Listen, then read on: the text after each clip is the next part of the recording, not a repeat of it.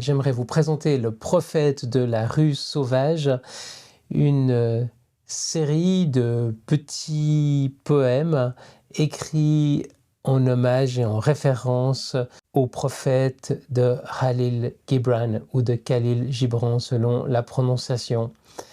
Ça fait exactement 100 ans que le prophète de Gibran est sorti. Et c'était mon petit clin d'œil à lui, en mettant à jour, en actualisant, en modernisant son texte par rapport à des sujets de société qui nous concernent peut-être plus directement. Voilà, j'espère que vous aurez plaisir à écouter les conseils du prophète de la rue sauvage, le titre de cet ouvrage. Merci.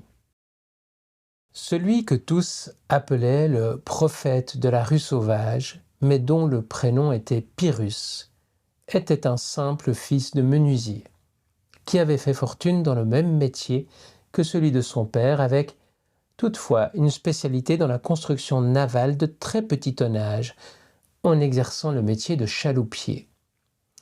Il avait pourtant, depuis, renoncé à son travail et distribué toute sa richesse aux prostituées de la petite île de Méditerranée sur laquelle il vivait. Ce qui avait fait d'elle les rentières les plus baroques de ce coin de terre nu immuablement baigné de soleil. L'abandon de son travail, que pourtant il aimait et qui lui avait rapporté un revenu très confortable, était venu du fait que les seules commandes qui lui parvenaient consistaient pour moitié de chaloupes et pour l'autre de cercueils. Ce n'est qu'après une prise de conscience tardive, mais révélatrice, qu'il se rendit compte que ceux qui emplissaient ces cercueils étaient exactement les mêmes qui avaient rempli ces chaloupes quelques semaines auparavant. On eut beau le rassurer sur le fait que la solidité de ces chaloupes n'en était pas la raison, il fit vœu de pauvreté et s'installa au milieu du parc municipal de sa petite commune, avec pour seule fortune sa couverture. Les prostituées de l'île venaient le nourrir et il tenait conversation avec tout un chacun, prodiguant ses réflexions sur l'état du monde. Tout alla bien pour de nombreuses années, durant lesquelles sa réputation de sage ne fit que grandir. Ce n'est qu'au moment de la grande menace que sa vie prit un tour nouveau. Les autorités insulaires décrétèrent en effet qu'il ne serait plus possible de vivre sur ce coin de terre sans sauf-conduit d'immunité acquise. Attristé et résigné, il prit la décision de s'embarquer sur une des chaloupes de sa construction, d'en partager l'espace vital avec le seul compagnon qu'il puisse imaginer, un cercueil de sa propre construction. Alors qu'il allait embarquer, la foule du quartier de Kitamba vint lui faire ses adieux. Tous se pressèrent pour l'embrasser une dernière fois, inquiets, à l'idée que personne ne pourrait plus répondre à toutes les questions inutiles et essentielles qu'il se posait. Ils lui demandèrent une dernière fois de répondre à leurs questions.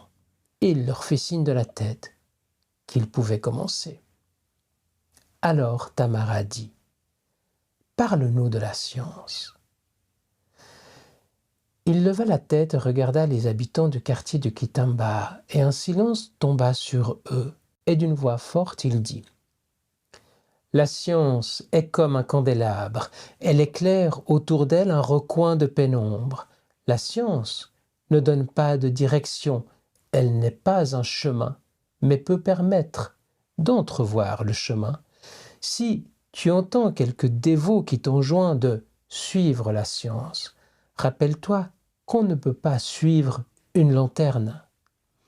Ne t'arrive-t-il pas de contempler parfois lors d'une soirée d'été la multitude de papillons de nuit qui s'épuisent autour du falot ? Que leur danse paraît vaine quand tu sais qu'au matin leurs petits corps seront éparpillés au sol alors que la lueur du jour paraît ?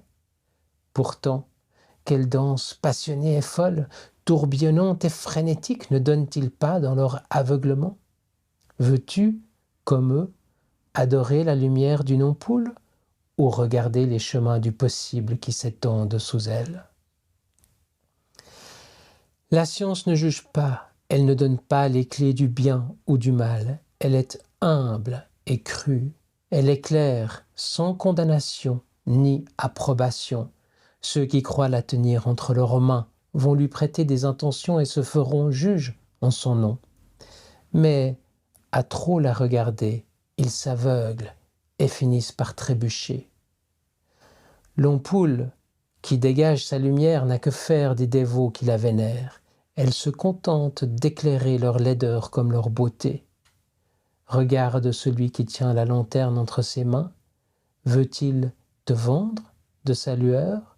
S'emploie-t-il à projeter des ombres déformées pour te faire peur? Cherche-t-il à briller au travers d'elle? Ou veut-il simplement y voir un peu plus clair? Seul le chemin t'amènera là où tu veux aller. Utilise la lanterne quand cela est nécessaire, mais ne te laisse pas éblouir.